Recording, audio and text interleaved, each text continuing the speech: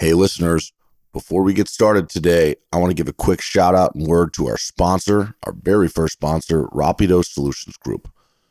Danny Frisco and Roberto Icaza, two longtime friends of mine, guys I've known for 10 plus years, the CEO and COO respectively and co-founders of Rapido Solutions Group. These guys know what they're doing. I'm excited to be partnered with them to give you a little glimpse into their business. Rapido connects logistics and supply chain organizations in North America with the best nearshore talent to scale efficiently, operate on par with U.S.-based teams, and deliver superior customer service. These guys work with businesses from all sides of the industry, 3PLs, carriers, logistics, software companies, whatever it may be. They'll build out a team and support whatever roles you need, whether it's customer, carrier sales support, back office, or tech services. These guys know logistics. They know people. It's what sets them apart in this industry. They're driven by an inside knowledge of how to recruit, hire, and train within the industry and a passion to build better solutions for success. In the current market conditions where everyone is trying to be more efficient, do more with less, nearshoring is the latest and greatest tactic that companies are deploying to do so, and Rapido is a tremendous solution for you. So check them out at gorapido.com. And thank you again for being a sponsor to our show, a great partner. We look forward to working with you. And to our listeners, that's it. Let's get the show on the road.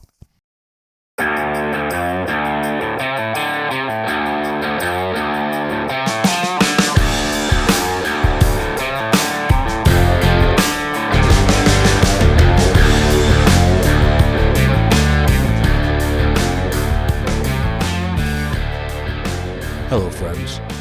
Welcome to the Freight Pod. I figured I'd change it up today. I've been, I think every episode I've done, at least solo, I've started with, welcome back to another episode of the Freight Pod. And I actually did that with this episode as well, but for the first time ever, I'm having to re-record part of the episode because of a technical difficulty with our guest.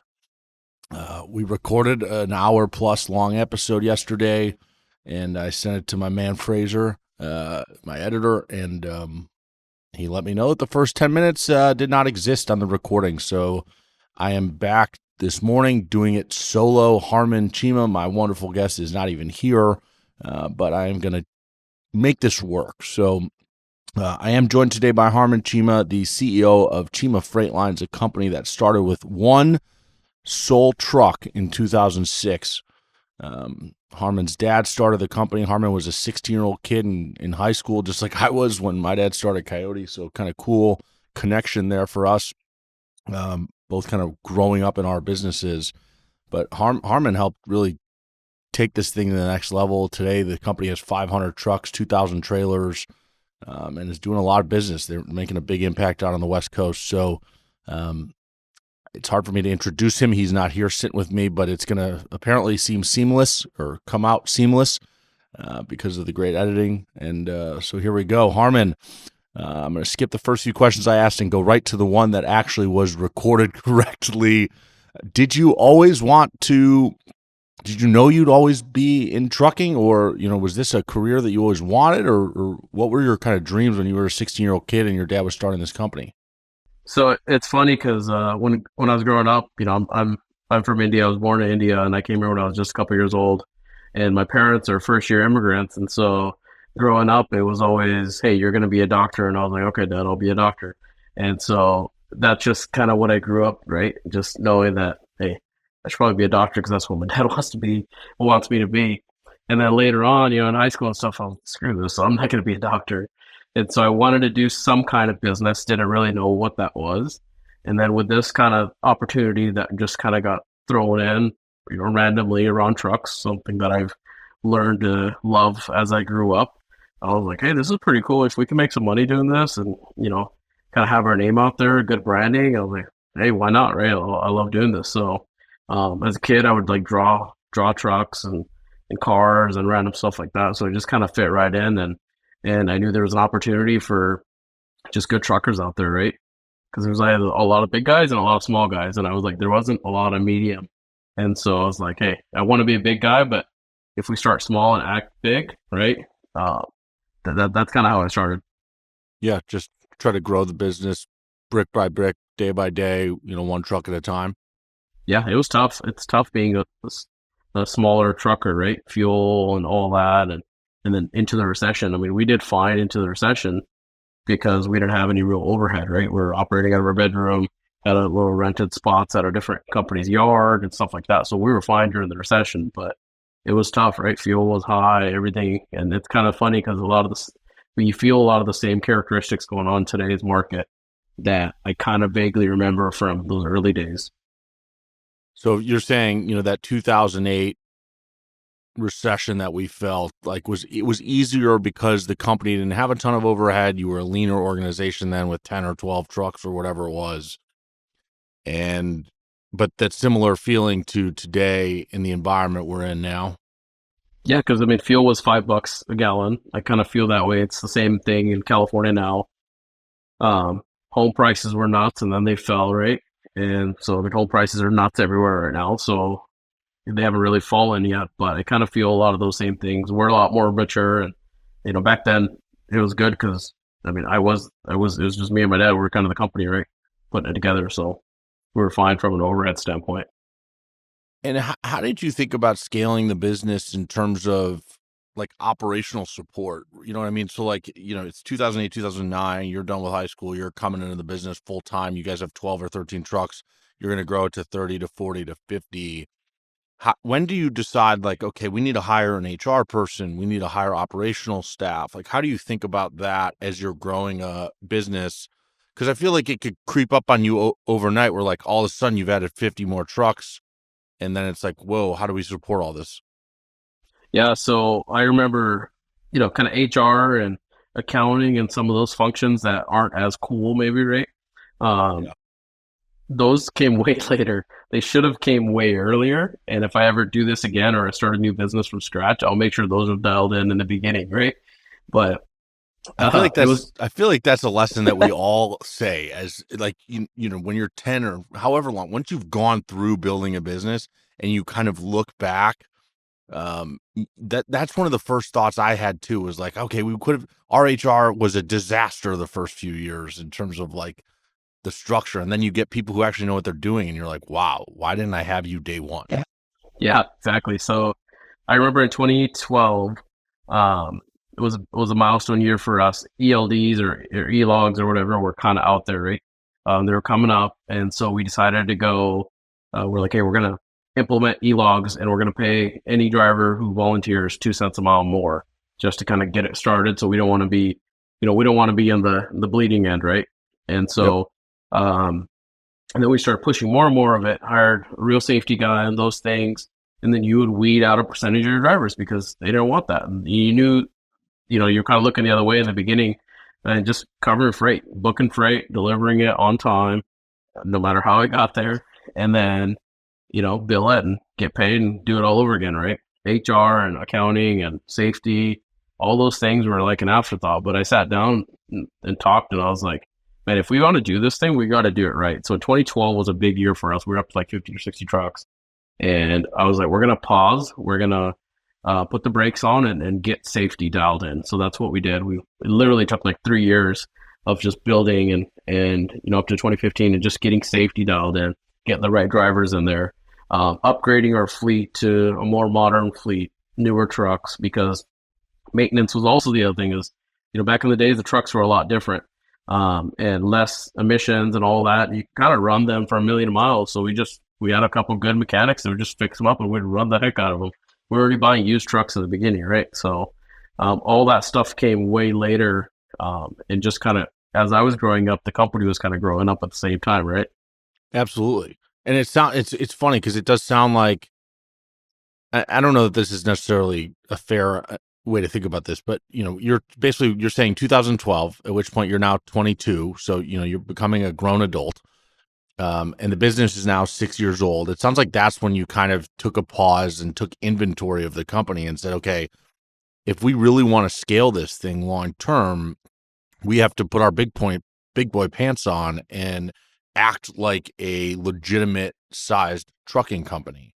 And I feel like that's kind of what young adults do. They graduate college and they're like, okay, I have to be an adult now. Like, I'm going to start going to work every day. And like, I'm curious, as you think about that period when you said, hey, we got to scale up, we got to focus on safety, focus on maintenance, things like that.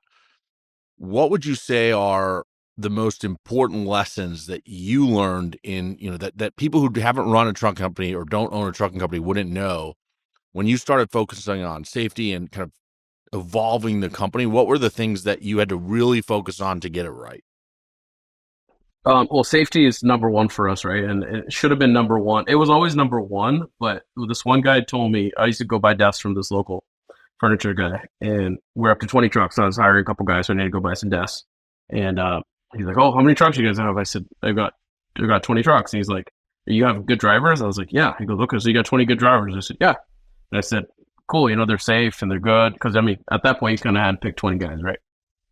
And so later, when we got to 50, 60 trucks, I was like, "Hey, I got to go buy some more desks." So I went over to the guy, and he's like, "Hey, I see a few more of your trucks out there. How many trucks you guys up to?" I was like 50 trucks. And he's like, "How many good drivers do you have?"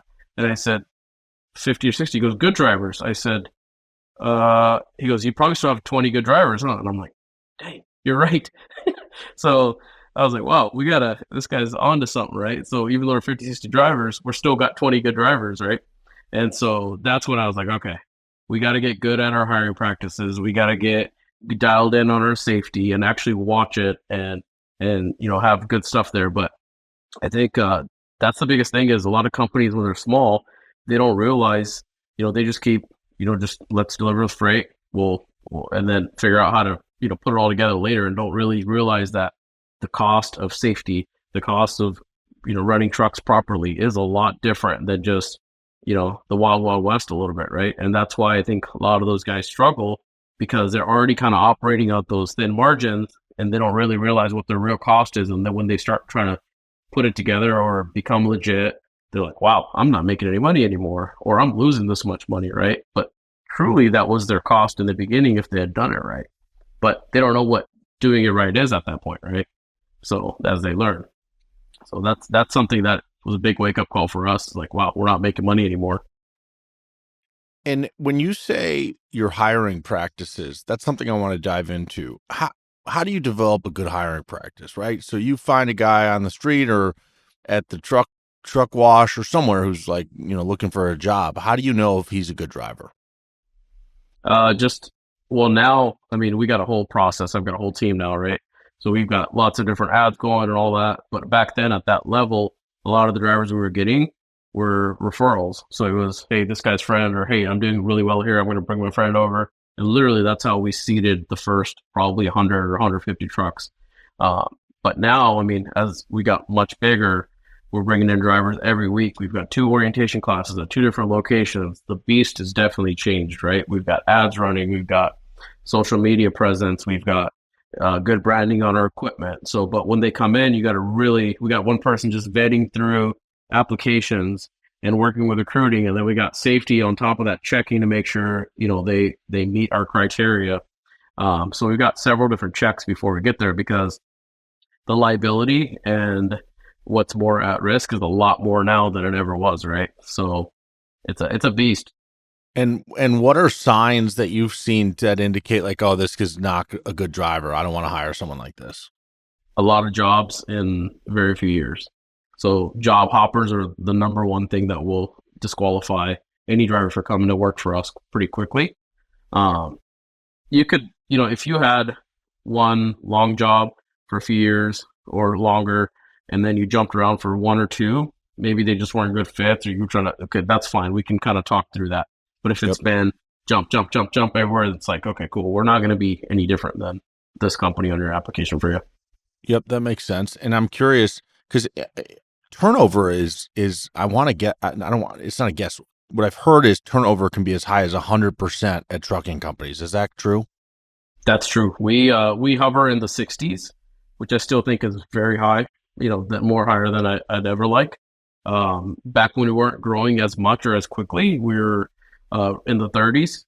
But it takes a while for us as we were bringing in, we added 300 trucks in the last 3.5 years net up. So we were hiring a lot of drivers, right? To bring on 300 trucks, we probably hired, 1,000 plus drivers, because they're not all good fits. They're not all good safety fits, or their culture doesn't vibe, or, our lanes don't vibe or whatnot. So that happens, and you gotta keep building a core, right? and the core gets bigger. And that's so we went through the same thing at Molo, and that's one of the things that's the most challenging is even if you have great processes and you have great people, great hiring team, great interview skills, all that stuff. If you're a fast growing organization like you adding 300 drivers in a few years, for us we were adding 400 employees over a few years. No matter what, there's no chance you're going to be 100% right. You're not going to get 100% good drivers. I'm not going to get 100% good brokers.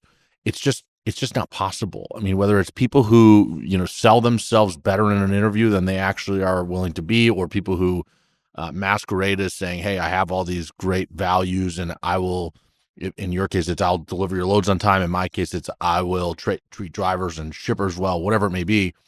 Then they get in the business and they start cutting corners. They start lying to your dispatchers, or they start, maybe screwing over carriers, whatever it is. It's like, it's hard to manage that perfectly.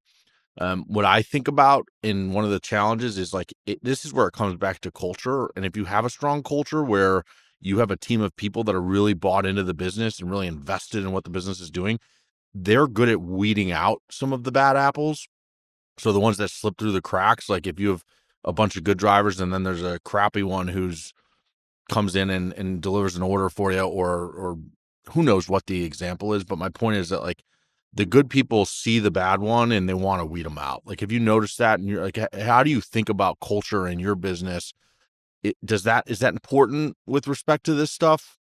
Yeah, totally. So we have a driver culture and we have an in-office culture, right? And keeping them as together as possible, as meshed as possible, is hard, right? And keeping communication flowing all the way down. So, at your company, when you had 400, people, they're probably over, a few offices or an office, right? Potentially. So at least you could talk to them and be face to face. With drivers, imagine having 400 or 500 drivers out there all over the West Coast or all over the nation. How do you communicate all the way down to them, right? So you got to use multiple modes of communication. And some drivers are like, I don't even want to talk to you. Like, I drive truck because I don't want to talk to people. I want to just drive, right? And so, which some of those guys are the best guys. They rock out 14,000 miles consistently every month. And so that's tough.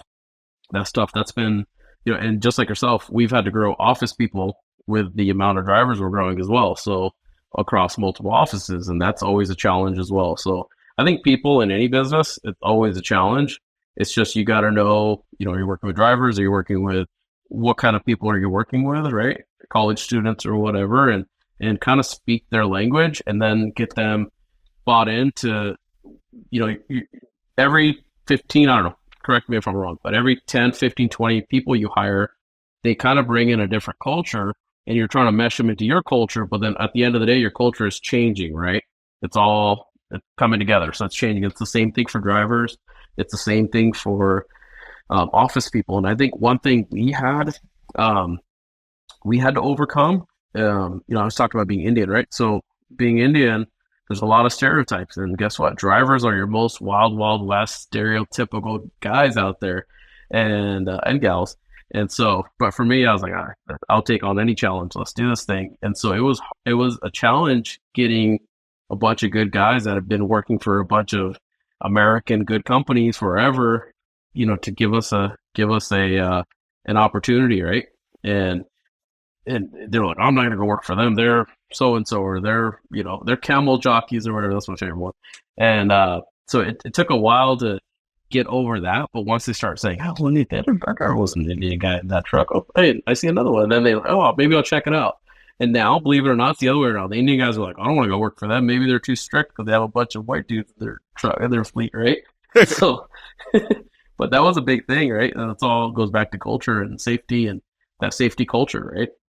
So, because stereotypes are, where there's smoke, there's fire, right? It's usually true. Some of it's usually true. You just jogged my memory of a customer who, I don't think I ever felt like we were dealing with any type of racism or stereotypes like that. It wasn't a frequent issue, but the trucking industry is, people will say what they'll speak their mind. And, I don't know. I'm trying to think of the right way to say this, but I'm not surprised. They're not the most accepting people necessarily. But what I remember, and this was only like a year ago, or no, sorry, I've been fired for longer than a year, so this was 2 years ago. But there was a customer that was dealing with theft, and it was at one facility, I think in Texas, which I guess is not surprising with what I'm about to say, but um, they were trying to solve this theft ring they were dealing with, and they ended up creating a very blanket and racist policy that was anybody with the last name Singh isn't allowed on property. I just dealt with that 2 weeks ago for the first time, and I know who the customer is, and I won't say it, but We don't have to say it. It's probably the same one. issue. Yeah, because that was their policy. We don't load drivers with the last name is Singh. And I was like, what the heck? That got to me, and this was a customer that was managed by one of the big 4PLs that's in the industry, and I reached directly out to their president, was like, listen, man, this is BS. Like, I don't know how this issue with you all started. I don't know who's, I don't have enough details on the actual theft ring, but to just blanket policy say no Singhs allowed is BS. And we ended up having to fire the customer because we were like, we're going to put our line in the sand here where it's like, I'm not putting on my rate cons, no Singhs allowed. Like that's just, Right. that's a step beyond where I'm comfortable because I don't agree. It's not right. And, the 4PL was like, it's out of our hands, and they clearly weren't willing to kind of fire their customer. It probably was a lot bigger contract than I was dealing with, but still, I just found that to be a little absurd. Yeah, I just don't buy their TVs anymore. But there's the clue. We won't go any further there. Let's pivot. Let's pivot the topic. Let me ask you this: what have you noticed are the most common themes within drivers? I'm going to stay on drivers for a bit here. Again, you're representing all carriers here, so I need you to do it well. What are the things that drivers are most looking for? Like when a driver's interested in coming to work for Cheema, what is it that he's really wanting, or she? A couple things. There's a lot of women drivers now, which is awesome. They're a lot better on service too. I love some of the guys, but I think what most drivers look for is just like your people coming to work for your old company. They're looking for a place where they know who the owner is, or they feel like there's a connection to leadership. There's a purpose. There's a why do we do this? Are we just another number? Right? That hey, we're just another number. There's a lot of truth to that. Truth is, I don't know all 500 of my drivers anymore. It's a damn shame, but it's not possible. But at the same time, if I do meet somebody, I want to be able to shake their hand, ask them what their name is, who their driver manager is, where do they run, those kind of things. So I think that's important, right? For the drivers, they want to be known to, how are they going to contribute? Exactly. And the other part is obviously money, right? Pay is good. You gotta make sure you're competitive. But along with pay doesn't matter if you can't get on the miles. So the network for that carrier is extremely important. And so, but then, how about life outside of the truck? So if they're the drivers that just want to go truck and which there's not that many of those guys left anymore, and just want to, make that their lifestyle, I think a lot of the new generation coming in, it's not, we got a lot of driver managers and operations folks from bigger trucking companies that work for us today. And sometimes they're like, hey, find us the guy that wants to stay out 2-3 weeks at a time. I said, not going to happen. There's, I always call them, hey, you guys got big carrier syndrome. You can't just say, find me these generic guys and they'll do any loads you want, right? How about we start working on weekly home time, or how do we get them on a routine run so they can actually show up and go home every Saturday afternoon or every Friday or Thursday or whatever you set up, so they can have a life outside of the truck, right? So that's extremely important for those carriers that don't get with the program on that and just kind of want that stereo blanket type to where they can just send anybody anywhere in the nation and they're, several days away from their home. It's going to keep going away. So it's going to be, I think drivers are looking for predictive home time. That's our model, is predictive home time, predictive pay, predictive, I don't know what the last one is. I can't remember right now. But just being predictive, predictive pay and having a life. Consistency, exactly. Yeah, they want to know, what they've got going and what their plans are so that they can create any additional plans they might want to make down the road. I've got a couple. Go ahead. We always say, get miles, get paid, get home. It's a business.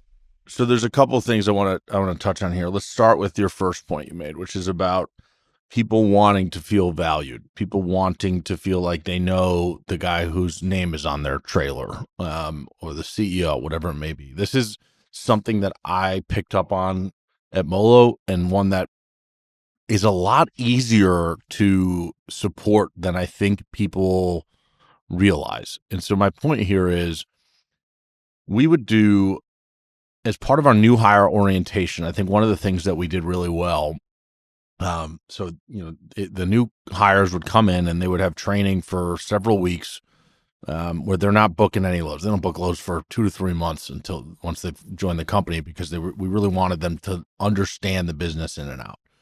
And so we would put them through a pretty intense training. Now, as part of the training, they would have leaders who would come in and speak to them. Maybe they'd have one a day for the first 2 weeks. And that included several executives like myself. So every time there was a new training class, they would the trainers would reach out to me, and they'd set up on my calendar for 60 to 90 minutes for me to go meet with the trainees. And I would just sit in the room with them. I'd start and I'd just ask everybody to introduce themselves. This was actually tended to be virtual the last few years, but we'd sit in the Zoom room with them, and each one person would go by individual by individual and say, "Hey, I'm Harman. I live in Seattle. I just joined the company. This is where I came from. This is what I'm looking forward to." Maybe I'd ask them a question to answer about themselves, whatever it was. And they each would go, and I would engage them, ask them questions, whatever. And then I'd spend an hour talking about the business, really trying to hit on the things that I thought were most important. And this is the culture stuff. And then I would take their questions. So the two pieces to that, one are saying, this is what's important from the CEO's mouth. This is what I care about. This is what we care about. And I think that sets such a strong tone for an individual's journey in your company, that within their first week or two, they're sitting directly with the CEO of the business, and that person is telling them exactly how they can be successful. Is to say, hey, if you do these 3, 4 things, then you're winning in my book. You're winning in our book. Like, your boss, your manager is going to be happy with you. Your teammates are going to be happy with you. Like, this is how we win. And especially tying our success to those actions, helping people understand that, listen, if you actually take really good care of the carriers, and what I mean by that is, you're extremely honest with them. You don't BS about appointment times or detention. If you commit a load to them, you don't take it back because you find someone cheaper. If you agree on a longer term rate for 3 months or 6 months, you hold it regardless of what happens in the market. So you point out these very specific things, and then you tie our success to that and say, we've grown so much over the last few years because look at the percentage of loads that are booked on repeat carriers. Those are carriers that appreciate our business. And so my point in saying all of this is, like, you want to make people feel important. As the CEO of the business, sit down with them as soon as you have an opportunity to, and have a conversation with them and tell them what matters to you, what matters to the business. And then the second piece of this was taking Q&A. And I was always very direct and said, ask me whatever you want, and I will answer it as honestly as I can. We have nothing to hide here. There's nothing to be uncomfortable about asking. You might not love the answer. You might ask me if you can be remote for the rest of your life, and I might say, no, we're going to go back to days in office soon, but we're going to be honest with one another about it. And you can share your opinion, and I will appreciate that and think about it and factor it into decisions we make over time, because a good CEO understands that if they can make their people happy, they can probably make their customers happy. So I don't know. I just wanted to hit on that. Does that strike true with you as you think about kind of how you've sat in your role and how you communicate with your team? Yeah, 100%. That's, if your people are happy and they're doing the right things, and if they're winning, then our customers are going to win, right? Because at the end of the day, you and I, being CEOs or founders of our company, can't do it all. It's not possible. So we really need our people, whether it's our drivers or people in the office, to be hitting it also on all the cylinders and rocking and rolling and really winning for us. And then the customer automatically wins. That's the way I look at it. Yep.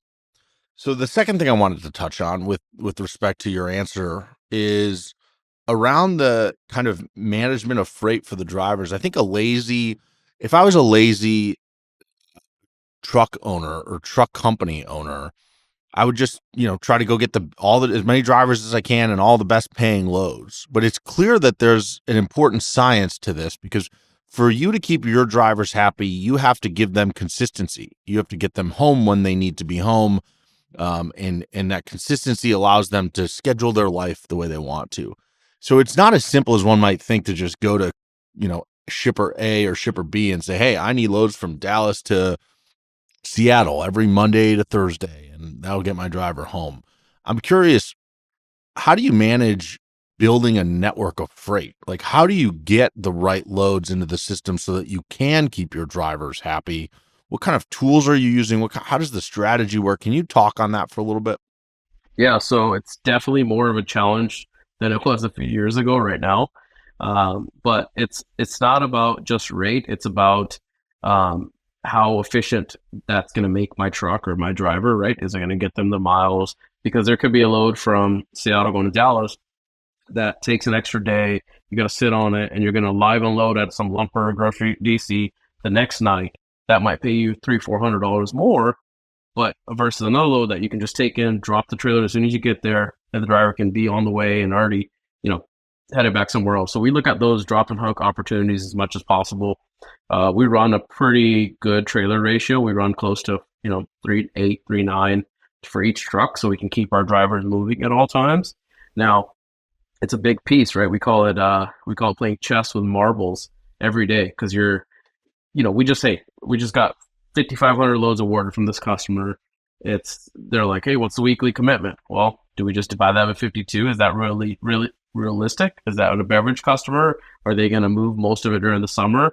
All those things come into play, right? So when they say it's just a truck and a load, it really isn't, right? There's a lot more science that goes into it and trying to balance it, right? So is there a booked market over here that all your shippers are all shipping beverage? Well, guess what? They're all going to peak at the same time, right?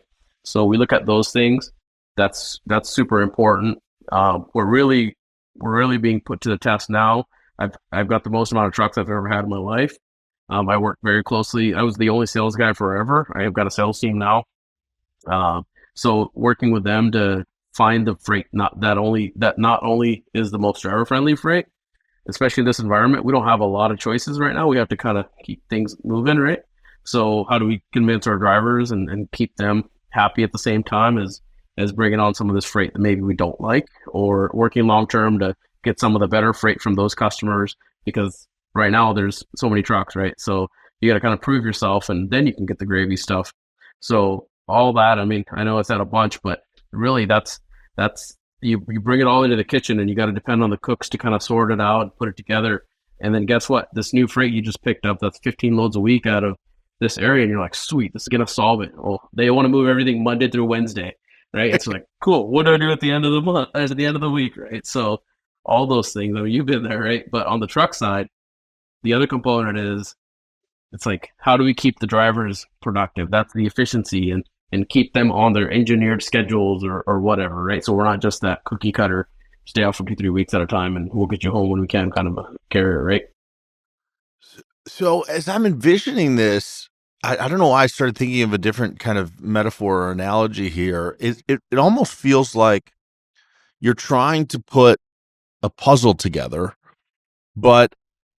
and this just has me thinking about bid season. You might have 10 customers who do their bids in January, and then another 10 who do it in April, but you have 500 drivers in January and in April. So it's almost like in January, 10 customers are going to give you 50 of the puzzle pieces, and you're going to start trying to put it together. And then in April, you're going to get another 50 puzzle pieces, and you have no idea if the puzzle pieces that you got in January and April fit together, right? Like, that's what I'm curious. How do you keep a really efficient network where your drivers are always on the optimal loads? Because your customers don't give a crap about your network, if we're being perfectly, not that they don't give a crap, but they're not going to change their ordering patterns from Monday to Wednesday to Monday, Wednesday, Friday to ensure that Cheema's puzzle fits nicely. So I'm curious, like, are there tools? Is there technology that you guys are using that makes this easier, or is it just really freaking hard and you need people who understand it well? Like, help me understand how you think about creating like the optimal network for your trucks. So the word optimal, it's funny because I went to FreightWaves conference a few years back, And it's like everybody had a freaking optimizer. And I'm like, okay, cool. I don't need your freaking optimizer, right? To the next person. Let's come talk to me. Because at the end of the day, optimize this, right? And so how do you put it all together? So you got to have really experienced people that really know the network well. But the key is don't have 500 trucks and send them all over the country. Focus on your core lanes so that way you can build your density, right? So we got really good on the I-5. Now we're running into, on the 15 into Salt Lake and into Idaho. We're on the 10 into Phoenix and a little bit into Dallas. But just that density is huge. It's super important because you don't want to have 500 trucks everywhere. You want to have, 40, 50 trucks in every market every day, right? So that's the key. And you got to try to bring those customers on too. So you have choices and you got to know, and who's the most advantaged carrier or broker on a bid, and who's the most disadvantaged? The incumbent, right? Because they know the characteristics of that freight. They know that, oh, this stinks. I really need this much money to make it work, or this is really good. I really need this for my network, right? And so typically the one that really stinks, that you worked so hard all year to service the heck out of, and then it's all of a sudden you're like, we lost it. What the heck happened? Well, it was a big rate issue, right? And something you've learned to figure out over the time and got your rate to where it needs to be. All of a sudden you could lose it. And then 90 days, customer's like, hey, you think you could still do this? It's like, okay, well, we figured it might come back because the carrier who took it on had no idea what they were taking on, right? So there's a lot of that goes on. That's more disruption. So it's not January and June, it's January and June, and maybe August too, because of the stuff that starts coming back. So for us, it was just keep the density going and have enough in there to where you've got your appointment freight and you've got your drop and hook flexible freight and you've kind of have your filler freight. And I hate to use that word because no customer wants to be that filler, but it's true. You got to have that stuff where like, I can kind of move this tomorrow if I don't need it today, right? Or I can move it today if I don't need it tomorrow. So it sounds like you've sought out simplicity where you can to make it a little easier. And that's what you mean by finding your core lanes is, the puzzle pieces tend to fit better when they're all picking up in Seattle and delivering in LA or NorCal or something like that. It's like, while it might not be the exact same puzzle piece from the bottled water company as it is the canned dog food, if it's both shipping from the Seattle area to LA, I can generally figure out how to make it work because I've got density on the lane. Yep, that's the key. And your customer, what's the easiest thing for them to say? Well, volumes are down or sales are down, sorry. Or, hey, it's sales are way up. I need you guys to cover this lane. You guys are primary. Like, whoa, hold up.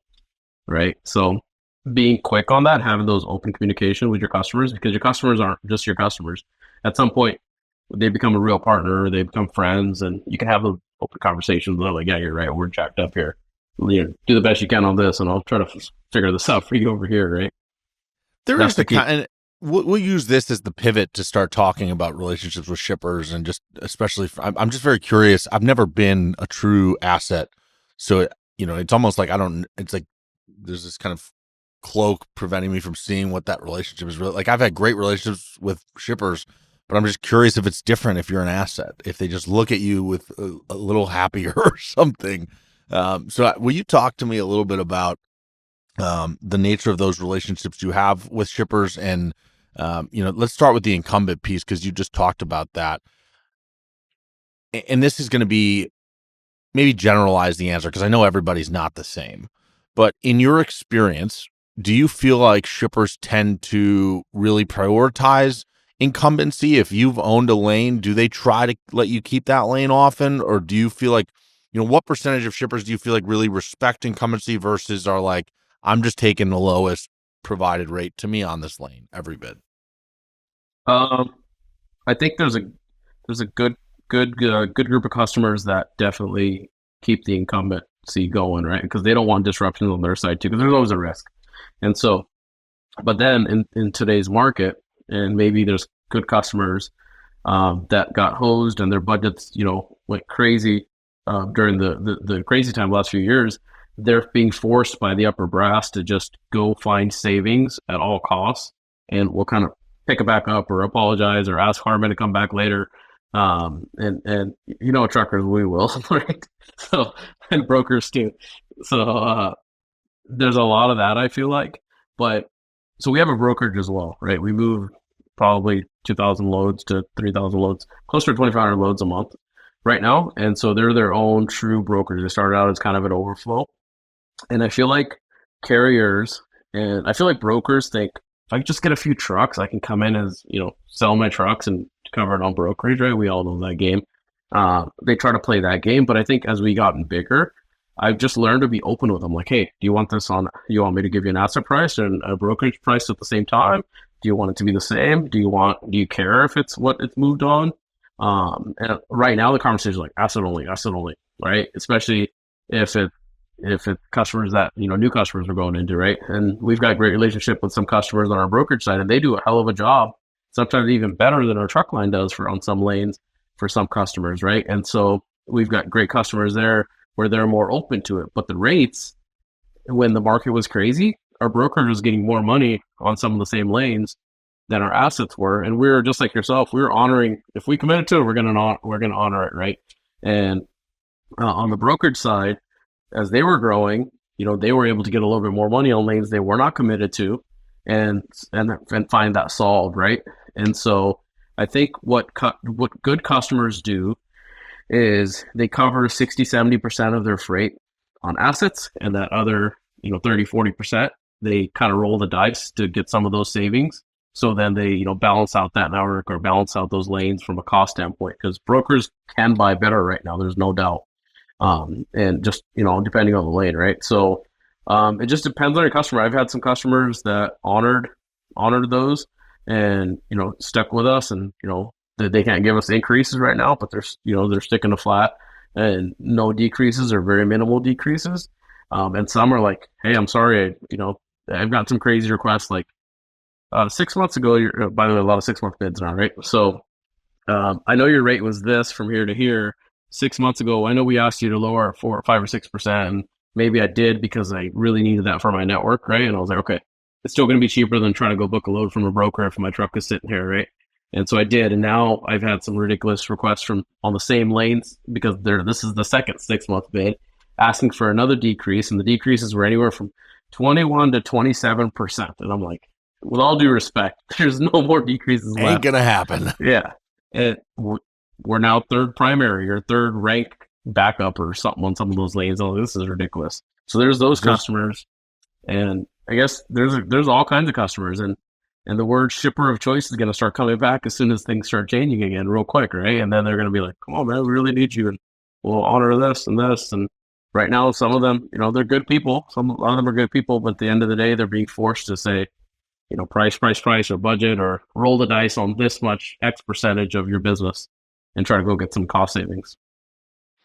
Yeah, so there's something you said that I feel like I should clarify for people who didn't quite understand the 6-month bid. Shocking. Like there's one way that you see shippers change behavior through the bid cycles or through the market cycles is by changing their bid structure. And it's kind of like if they think the market might get better and rates could get better in their favor, and by better, I should clarify better for them, then they're going to reduce their bid cycle. They're going to say, hey, no, have these rates just be good for 6 months rather than the standard year. Or if you see rates that are at the floor and they think they might go up, you'll see them say, hey, give me rates for the next 2 years. I want to hold these rates for 2 years. And it's like, okay, sure thing, sir or ma'am. Like it's this game that people play, and I don't mean to pick on shippers because it's not just it's everybody is capable of playing a game. Everybody is capable of being short-sighted. And what I was going to ask you about is how you kind of navigate shippers who act short-sighted, because I think at the end of the day, all you can control as a provider or shipper are your own actions. And you have to learn from everyone else's, but your business is contingent on other players' actions. So if you're the broker, your business is contingent on the actions of assets and of shippers. If you're an asset, your actions are contingent on the actions of brokers and shippers, and so forth, so on and so forth. At the end of the day, though, you can't control how the other people act. So the way I always thought about this was like, let's give trust first. Let's be the ones who say, okay, we're going to try to do things the right way. We're going to honor our rates on both sides. And if you take advantage of that because the market's in your favor and you can, then by all means, take advantage of it. I can't stop you from taking advantage of it, but I can certainly learn from that. I can certainly put you on a list of carriers that have burned me or shippers that have burned me and know that in the future I won't make that mistake again. I always like to, and this is not a perfect system or a perfect solution, but I always like to think of our network as like this ever improving network. And every day the network was getting a little bit smarter than it was the day before, because we either forged stronger relationships with our carriers and customers based on how we performed and they performed that day, or there were weaker relationships. And like, you just take the weaker ones and get rid of them, and you keep building on the strong ones. So Yeah. I'm curious, from your perspective, how do you think about that with respect to shippers that you're partnering with? Have you had to turn over shippers because they weren't acting the way that you would like, and then said, hey, I'm gonna get rid of these guys and go add a new one on this lane? Like, how do you think about that? What are some things that would qualify in your mind as a reason to get rid of a shipper? Talk about that for a little bit. Yeah, so I was gonna say we put them on a different list, right? So luckily for us, we've got our own truck. So if we committed to something, we can bite the bullet and just cover it because it's our own trucks, right? But our brokerage, they're playing the same game as you just described, right? On both sides, hoping that their carrier partners are going to be there for them. And some of these guys are 5-10 truck guys. What can they do if the rate's 3 times more, right? I mean, so, and some of the big guys too. I mean, you hear the big guys on their earning reports or whatnot. They're 15% of their trucks are in the spot market, right? Because they're kind of trying to balance out their risk as well, right? For us, we play majority contract as much as we can, just because we need that stability for our drivers long term. It's cheaper than driver turnover, in my opinion.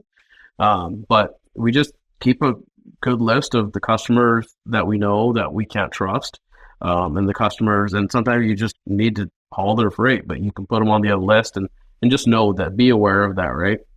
But it is disruptive, because now it's like, how are you going to go replace that at the end of a bid cycle potentially, right? And at the end, when all the other bids are done, right? You were counting on this, so it's tough, right? I think shippers don't realize how tough it is for carriers and brokers when we're going through RFPs, because we're kind of banking on our incumbent lanes. We're banking on trying to win this new business here with some relationships, even though you're like, cool, we're getting there, everything's awesome, feel really good about this. At the end, they're like, oh, I'm sorry, I tried, I just couldn't get you in. It's like, dang, right? Or, I'm sorry, we had to make a tough decision, huge cost savings or whatever. And it's like, dang, well, there goes 50 loads out of Seattle a week, right? How am I going to go replace that now at the end of a bid cycle potentially? So it's tough. It's definitely tough. There's no real right or wrong way to do it, I guess, right? Just gotta be nimble and stay ahead of it. What's one piece of advice you would give to shippers from the perspective of an asset-based carrier? If there's shippers listening right now and they're thinking to themselves, how can I be a better shipper for my carriers? What piece of advice would Harman Cheema give them? I would say be very open and transparent with your incumbents. Tell them, hey, we've got these other options potentially that are viable options. We've vetted them out. We're not comparing assets to brokers to assets. Compare apples to apples, vet them out if you're going to make a change, but be open. Let your incumbent have the opportunity to sharpen their pencil or do whatever it takes to kind of capture that, and as quickly as possible, right? So that way they can make other decisions if they need to, and be a true partner on that. And on for new customers that that we're working on or others are working on trying to break into, be open and transparent to them as well, because they're banking on getting this lane here and talking to other customers saying, I'm working on X amount into here, I really need your outbound at the same time, right? So I guess just be open, cut these 6-month bids, I guess. I don't know. There's a customer of mine that does a great job. They do 6-month bids now. They're a beverage shipper, but it actually works out good because the seasonality of that freight is important, right? And so you're able to adjust your rate here and there, but they're very open. Every bid we go and I go sit down with them face to face, and we'll go run through lanes and we'll say, all right, what am I looking at? Like, oh, well, this one you're way off. These you're looking good. Or, hey, you're looking good on 80% of these 20% we need to work on. What can you do? And then you can decide what you want to do, right? So I think that's okay. If you're going to do 6-month seasonal bids, fine. Do it that way, right? Just be open, because at the end of the day, equipment's not cheap. We're spending $180,000 on a truck. lot less now. It was 250 just a few years ago. We're buying trailers at 35, 40 grand still, and so that's big investments, and we got to keep those guys productive and those units and those assets. And that's why there's so many carriers shutting down right now, because they didn't have those relationships potentially, or they did, but somebody in New York, up in corporate traffic said, "Hey, I'm sorry, we got to make this change," or they had too many apples in that, in that shipper's basket, right? So be diverse, know your commodities, know what you're shipping, provide a solution, right? If you're providing a solution to that customer, then it's harder for them to replace you at the same time, right? And if the customer is going to replace you, then be open with your carrier and tell them, "Hey, this is what's going on." Give them the opportunity to change or fix things, right? And if they can't, then I guess you got to make your decision, right? We get that. So I mean, that's how we grew, right? We're banking on others screwing up so we can take their lanes, but that's what it takes. That's the one advice I think. And I don't know how, if we can just cut this up and down roller coaster of the back and forth. Impossible. I don't know. Maybe that's where the brokers make their money, right? And so, or that's where their value is. I guess their that's value where is their in value volatility. That's for sure. I just don't think it's possible. I think it's out of the control of the humans. So not really. I mean, it's a product of our behavior, but I don't think there's an action we could take to limit that fully. I mean, you could probably manage it better, but if I was listening well, we started with advice to a shipper. I don't know how you spun that into giving advice to carriers too, but I think they appreciate it if they're listening. So I appreciate it, but let me try to reiterate your advice to the shipper is to be open and honest, be transparent. And I think what we all need to realize is everyone's got a really challenging network puzzle we're trying to put together. I think the shipper has a hard time because they do, a lot of times they care about the 20 Cheemas that they work with. But you all have your own puzzle and network to put together, and it's hard to do that. And the more honest and transparent we can be with each other, the easier it is for us to pass pieces to one another and say, "Hey, you take this one, I'll take this one." So I appreciate that, and I think that's good advice. Yeah, and for the smaller guys out there, work with your brokers, right? You're not going to be able to compete with the 500 trucks or the 1,000 trucks, or just don't even try. Let's figure out, what you can do it really well. If you got to work through brokers, fine, because they can go do that commitment for you too, right? They can go have those conversations, and it's just a win for everybody if we do it that way. And do you guys work directly with brokers? Are you hauling a lot of brokered freight yourself? Very little. But what's just no need for it? Our network, right? Our density. So you can call me and say, "Hey, about these loads." I'm like, "We're kind of always overbooked on that." Well, where do you need loads? Well, I kind of have a few extra trucks here today, but it's kind of every day, but it's not really on the regular, right? But if you have something that works, it's tough at our size now because probably a similar customer you're working with, and I'm already working with them. But as we were smaller, that's how we built the whole thing, right? Is just stuck to our word and did a good job for them, and so we can be on the good list, right? Because then you'll take care of us, and the shipper will take care of you, right? Potentially, hopefully. So, exactly. Yep, that's how it's built. Because it's not a short game. It's definitely a long game. For sure. So I'm curious, we've now been in this down market. You've got 500 trucks in this market, and I imagine it hasn't been fun for almost 2 years now. Is that how long it's been that it's been down for you guys, or relatively down or flat? We really started feeling it mid last year. So so about a year. Yeah, because that's when because the old bids kind of carried us through, right? Yeah, and that's like, oh dang, these bids are getting harder and harder and harder. And now we're at the second 6-month bid cycle of for us at least that we're really feeling it. This bid cycle was the toughest, I would say. And because there's no more cost to give back, because our CFO is like, you got to make X amount of mile more to break even. It's like, oh, okay. And the customer's like, there's no increases. So it's like, how are we going to do it? So I'm curious, when you know that there's, the money's running dry and you've got a fat overhead with 500 drivers and 2,000 trailers. I mean, that's a lot of cost in the business. What are some of the decisions that you're having to consider right now to move the business forward?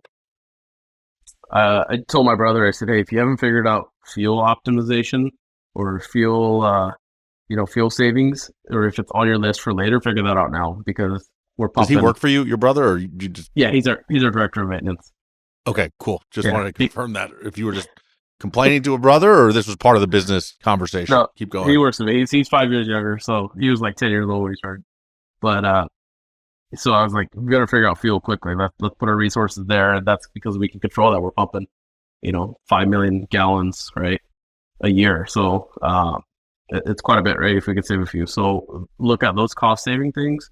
Look at just overall cost of technology and softwares, and what are we just because it's easy to like, oh, look at that shiny thing. It's gonna do all these great things for us. Like, did it really work? If not, let's get it out of here, right? So start cutting some of those costs.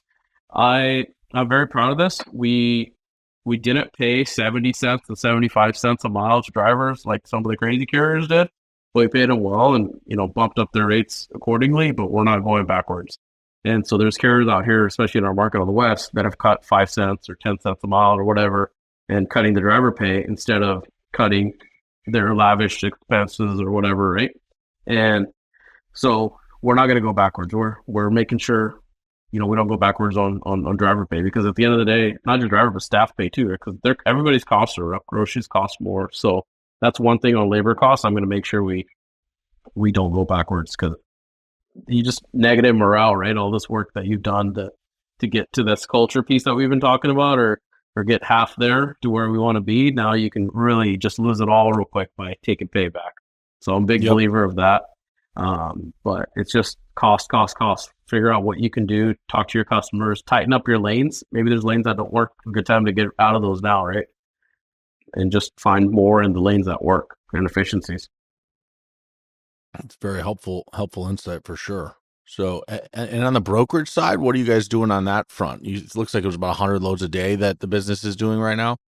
Yeah, so they're having to do another 500 to 700 loads a month just to keep the top line where it was. That's a real number. Revenue per load starts dropping.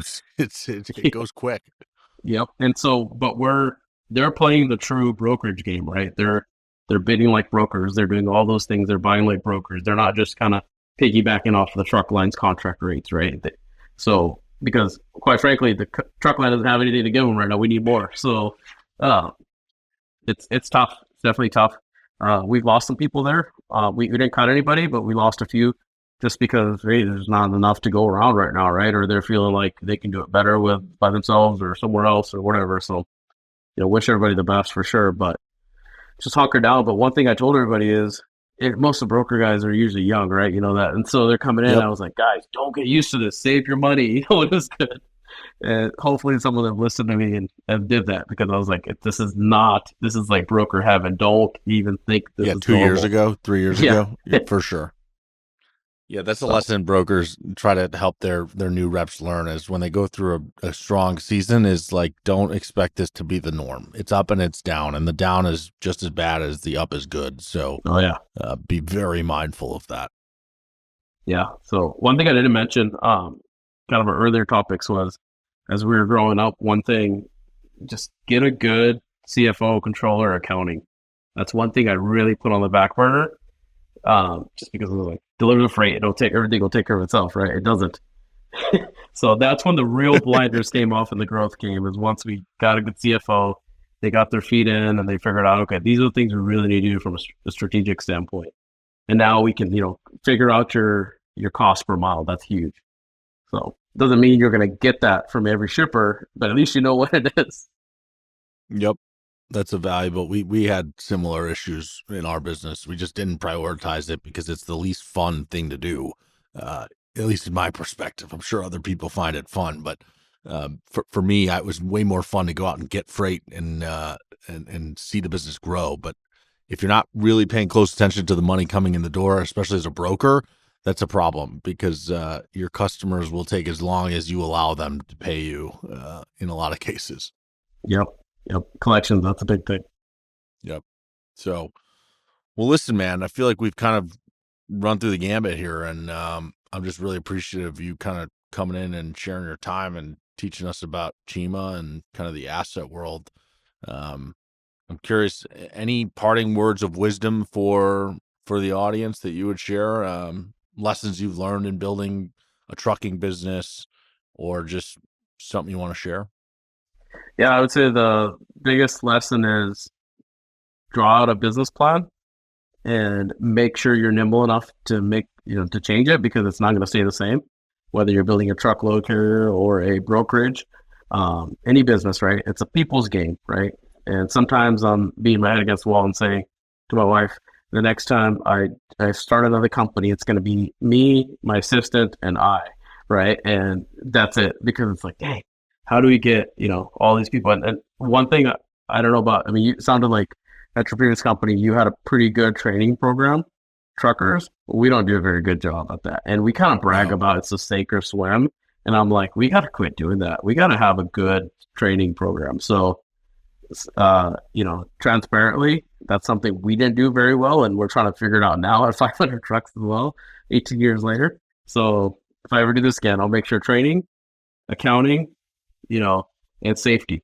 Those are the things that we dial in the beginning, because it's going to be very hard to replicate the training and all that at 600 employees that we are today, right? 100 office and 500 drivers.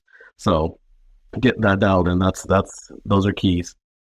That's how you set the foundation for a strong business. So I wholeheartedly agree, and I appreciate that. So, all right, folks, I hope you enjoyed this week's episode of the Freight Pod. We'll be back soon. If you like what you had to hear, reach out to Harman. He's got plenty more insight. I'm sure he'd be happy to share. So thanks so much. Have a good one. Thank you.